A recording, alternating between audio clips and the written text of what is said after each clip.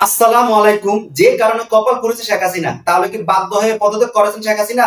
টাইমসের কভারে এবার কপাল পড়লো শেখ হাসিনার, এমন একটি নিউজ প্রকাশিত হয়েছে কালবেলা.কমে। আমি আজকে আপনাদেরকে সম্পূর্ণ নিউজটি প্রমাণ সহকারে পড়ে শোনাবো। তাই বলছি সম্পূর্ণ ভিডিও জুড়ে আমার সাথে থাকবেন, তাহলে সবকিছু বুঝতে পারেন ইনশাআল্লাহ। চলুন আমি আপনাদেরকে সম্পূর্ণ নিউজটি প্রমাণ সহকারে পড়ে শোনাচ্ছি। বাংলাদেশের সাবেক দুই প্রধানমন্ত্রীও টাইম ম্যাগাজিনের কভারে এসেছিলেন। 2006 সালে খালেদা জিয়া টাইমের কভারে আসার পর থেকে আর ক্ষমতায় আসতে পারেননি। 2023 সালে হার্ট পাওয়ার শিরোনামে শেখ হাসিনাকেও টাইম ম্যাগাজিনের কভারে এসেছিলেন।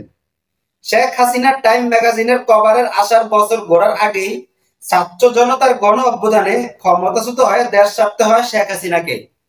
তাই অনেকে বলছেন, তবে কি টাইমের কভারেই কপাল পুরল শেখ হাসিনার? শতবর্ষী টাইম ম্যাগাজিনের কভারে ঠাঁই করে নেওয়া অনেকের কাছে স্বপ্নের মতো। কেননা বিখ্যাত সাময়িকীর কভারে স্থান পেলে সেলিব্রিটি মর্যাদা পাওয়ার পাশাপাশি অনেকের দৃষ্টি কাড়া সম্ভব। এর অন্যতম কারণ হচ্ছে এটি বিশ্বের সবচেয়ে স্বনামধন্য এবং সবচেয়ে বহুল পঠিত ম্যাগাজিনগুলোর একটি। তবে সেই টাইম ম্যাগাজিনকেই ঘিরে রয়েছে অরহস্যময় অভিশাপ।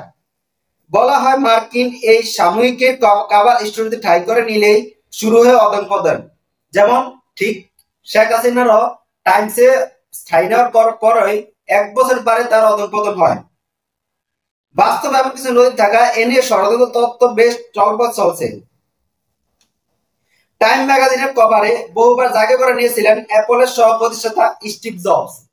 এর মধ্যে 1984 ও 2007 সাল উল্লেখযোগ্য।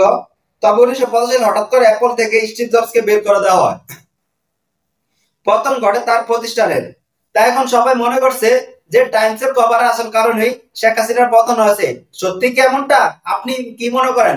অবশ্যই কমেন্ট করে জানাবেন। আজ এ পর্যন্তই, দেখা হচ্ছে অন্য একটি ভিডিওতে। সবাই ভালো থাকবেন, সুস্থ থাকবেন। আল্লাহ হাফেজ।